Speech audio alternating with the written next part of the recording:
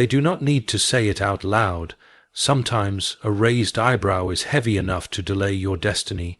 You felt it, the slow stare when you dared to try, the subtle scoff when you dared to believe, the quiet laughter behind closed lips when you chose the narrow path. But here is a truth wrapped in silence. Your calling did not ask for their applause. It did not send out surveys. It was whispered into your soul, not shouted in a room full of doubters. You were not elected into purpose. You were designed for it, and design does not require a debate. So why let the voices that did not build you become the ones that break you? Why measure the divine weight of your purpose against the fickle scale of public opinion? There is a difference between what you are called to do and what they are comfortable with you doing. Comfort is the enemy of calling, and approval is not the same as alignment. Every soul has a sound, a vibration that calls it toward meaning. But most people trade that sound for the applause of those who have lost their own. Do not trade your destiny for decibels. Opinion is loud, purpose is deep. They may say you're too early, too bold, too naive. Too different, but often too different, is simply the disguise of chosen, and naive is how fear describes faith. Let them think what they will. You were not summoned to convince the crowd.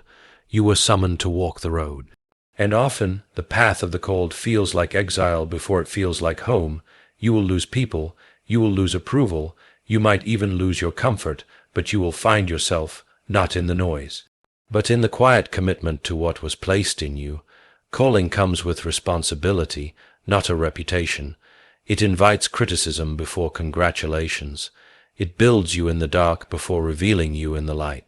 So if they misunderstand you, let them. If they talk, let them talk. If they leave, open the door wider, because what is ahead of you is bigger than who misunderstands you. The truth is simple but sharp. Your calling is bigger than their comfort. Your assignment is greater than their assumptions.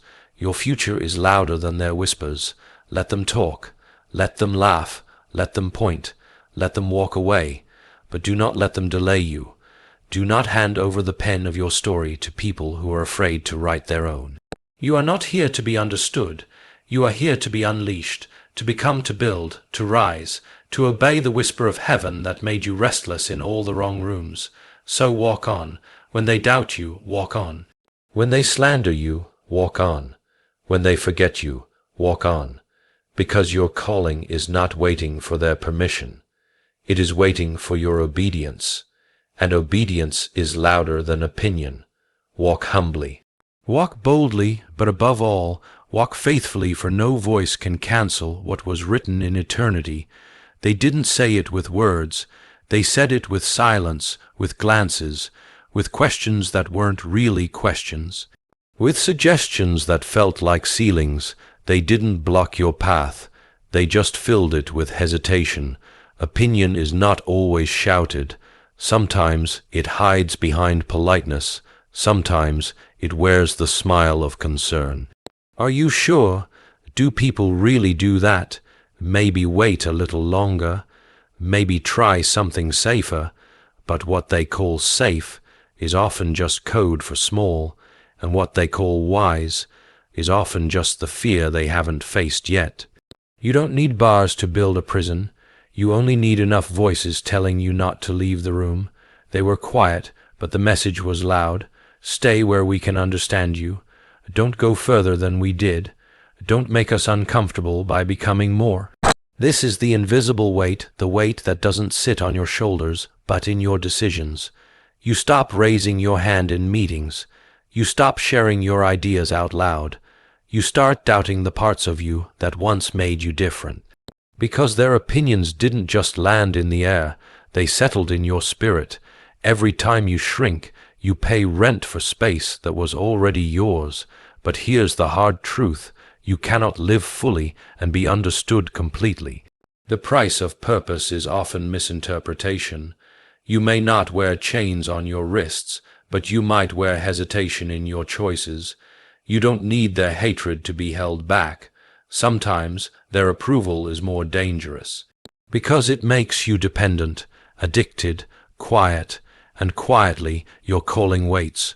waits for you to care less about being liked and more about being real, waits for you to stop needing permission from people who never built anything themselves. They don't carry your dream, but they want to carry the power to stop it. They didn't show up when you were crying yourself to sleep, but they want to vote on what you build when you rise.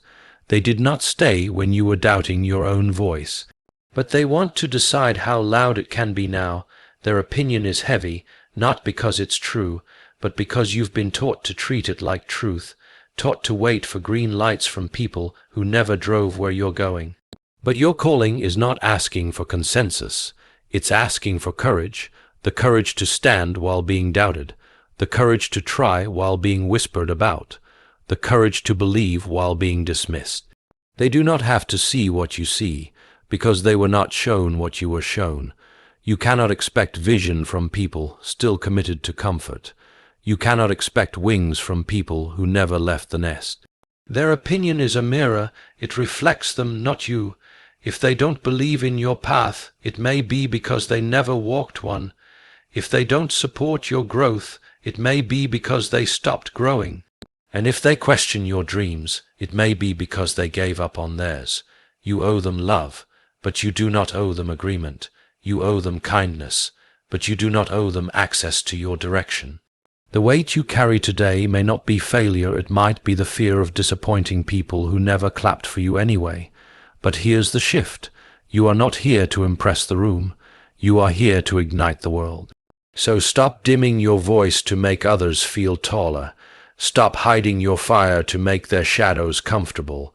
The invisible weight becomes visible the moment you name it. This is not rebellion. It is realignment. Not defiance, but deliverance from the grip of what they think. And once you drop the weight of their words, you can finally carry what you were born for. You drop the weight of their opinion, but now comes the silence. Not everyone talks after you stop listening. Sometimes they just disappear, and for the first time, it's quiet, no applause, no cheering, no direction, just the space where their voices used to live. And now something else begins to rise, a sound, but not like theirs, not demanding, not dramatic, a whisper, not in your ears, but in your bones, in your chest, in the part of you that doesn't need proof, only peace. It is the quiet echo of calling. You didn't imagine it. It didn't come from a podcast. It wasn't a trend. It was the same whisper you heard before they told you to ignore it, the same whisper that made you restless in comfort, the same whisper that interrupted your sleep while everyone else rested. It never shouted because it never had to. It knew you were listening. Your calling doesn't compete. It invites.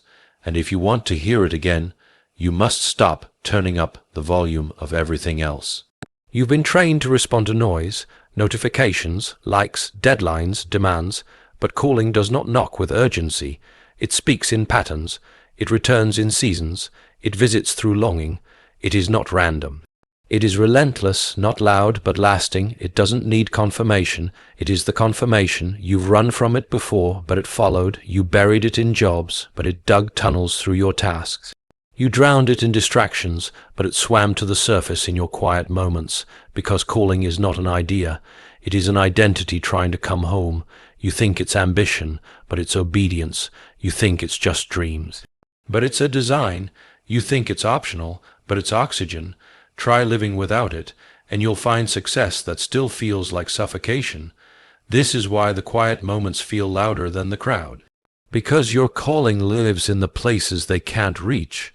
They don't understand why you say no now, why you walk away from what once thrilled you, why you're no longer impressed by attention. It's because you've started hearing again. Hearing that pull, that deep ancient draw, that holy unrest that says, there's more than titles, more than comfort, more than fitting in. They told you your dream was unrealistic, but they never asked where it came from. Because if they had, they would know it wasn't yours to invent. It was yours to carry, and sometimes carrying calling looks like loneliness, but not all loneliness is empty. Some of it is sacred, because when you're finally alone, you can finally listen. The voice that says, you were made for this, not made to please them, not made to copy them, not made to sit quietly while your spirit burns. This voice does not flatter you, it challenges you, it won't give you steps. It will give you questions, it won't promise ease, it will require endurance. It doesn't say you're ready. It says start anyway. That is calling, not comfort, not consensus, but conviction. It won't always make sense, but it will always make you move. You'll try to sleep, but something will keep you up, not anxiety, assignment. You'll look around and wonder why no one else feels what you feel. But that's because they didn't hear what you heard. And you weren't meant to wait for them to understand. You were meant to respond. So yes, this next part may be silent, but silence is not absence. Silence is where calling gets louder. If you can be still long enough, you will remember the sound that didn't come from their mouths, but from your own heart. And when that echo returns, don't question it, don't analyze it, don't bury it, answer it. You heard it, not with your ears, but with your life. The quiet echo, the whisper beneath the world's volume. But now comes the battle, not between good and evil, between signal and noise. Because just when calling gets clear, noise gets louder. Opinions, assumptions, labels, warnings dressed as wisdom. They start to notice your change. They see you pulling away.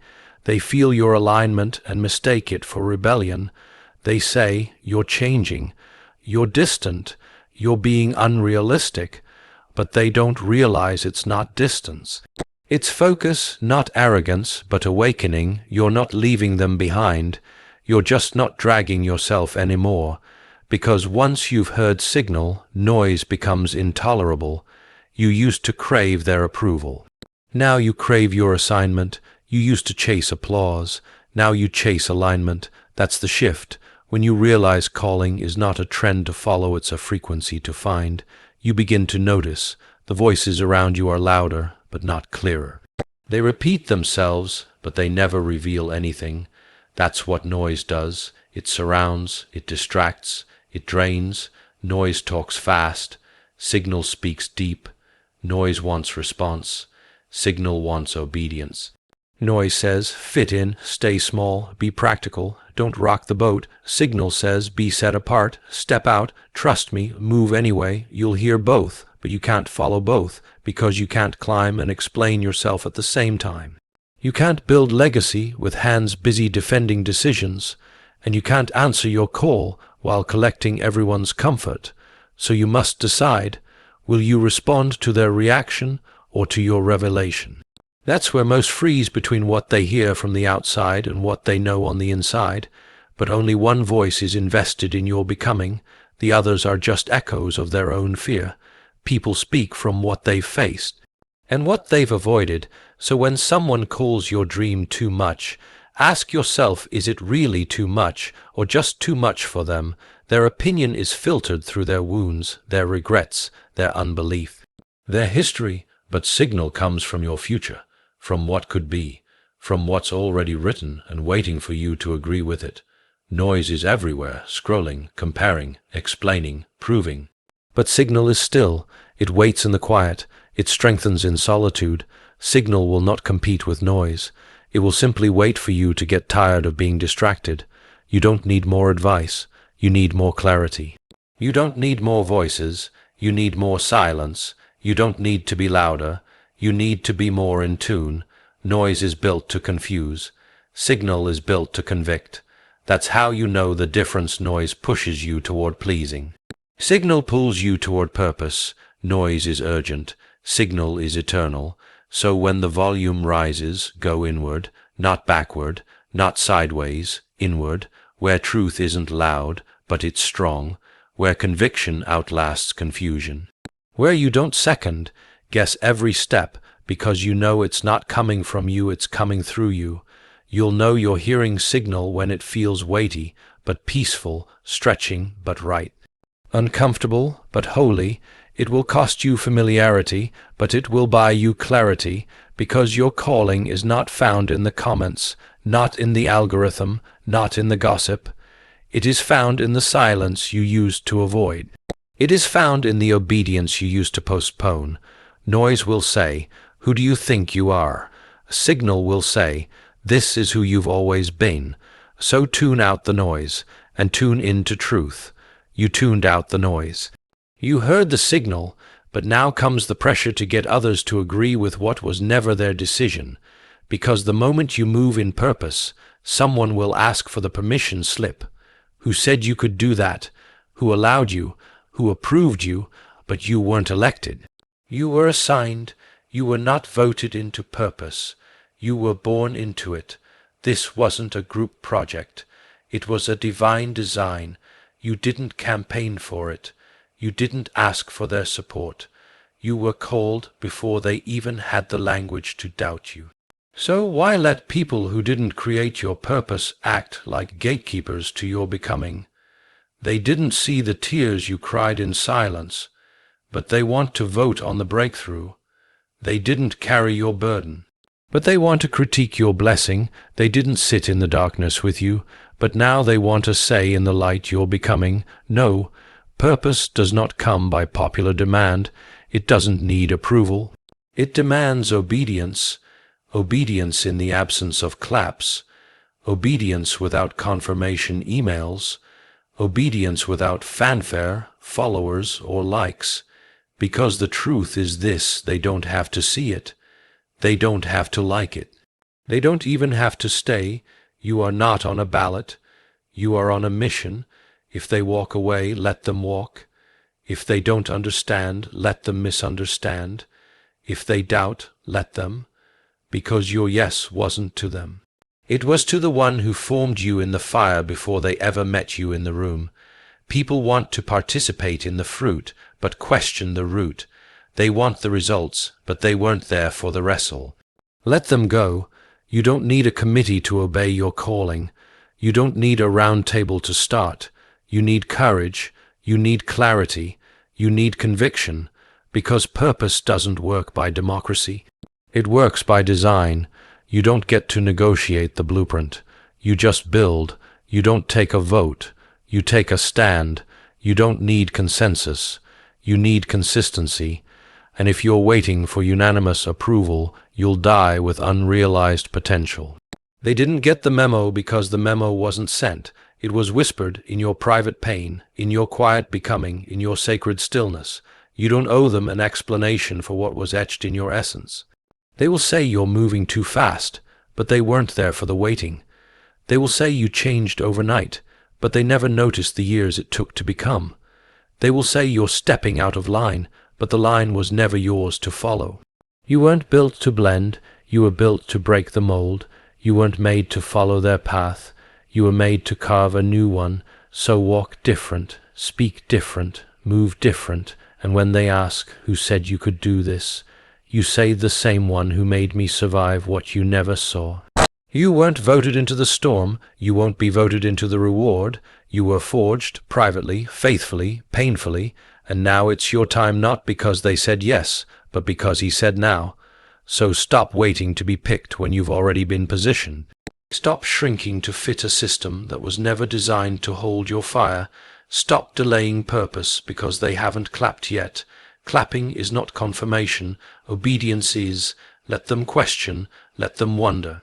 Let them doubt, but don't let them decide. You are not up for debate. You are up for destiny, and destiny does not take a vote. It just moves. You weren't voted in. You were called out. And when you're called out, don't expect to be followed. Not right away, maybe not ever, because the chosen path doesn't come with crowds. It comes with silence. You'll look around and realize you're ahead, but you're also alone, not because you're better, but because you said yes when others stayed safe. Purpose has a price, and one of the first receipts is loneliness. You lose people before you gain momentum. You outgrow conversations before you even realize you're changing. You show up different and suddenly you don't belong. They say you switched up, but really, You woke up, and now the rooms feel smaller, the noise feels heavier, the smiles feel thinner, because when you stop asking for permission, you start becoming unrecognizable. They can't figure you out anymore. You're not predictable, not available like you used to be, not as easy to read, and that bothers them.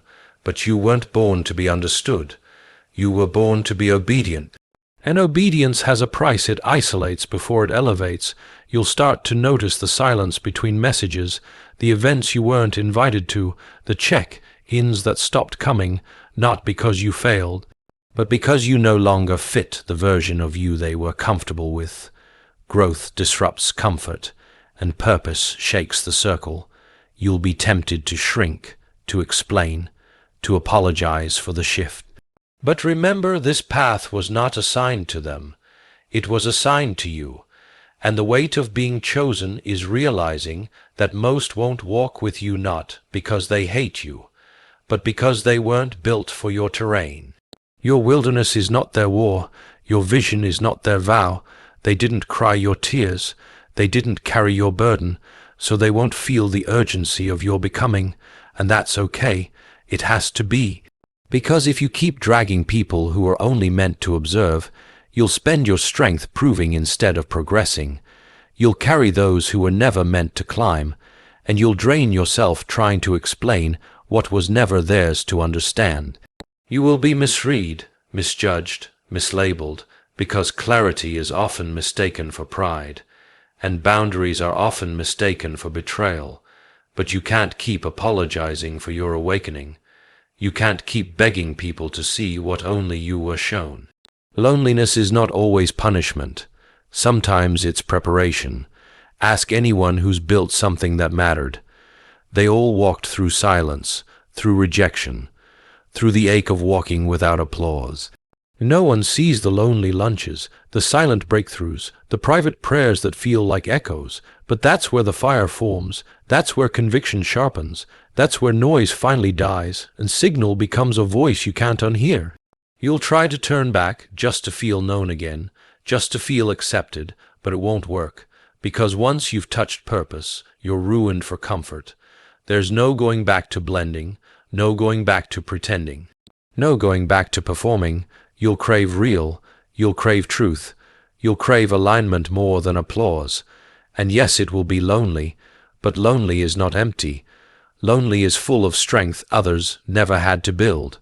Lonely is sacred space for revelation. Lonely is where you finally hear your own voice, not the borrowed voice, not the filtered one, not the edited version, the real one. And when you hear it again, it will sound like clarity. Like courage, like coming home. So no, this path won't always feel good, but it will always be right, and one day the ones who misunderstood your distance will see what you were building in silence, but by then you won't need their understanding. Because you will have become what they never imagined, not because they believed in you, but because you believed anyway.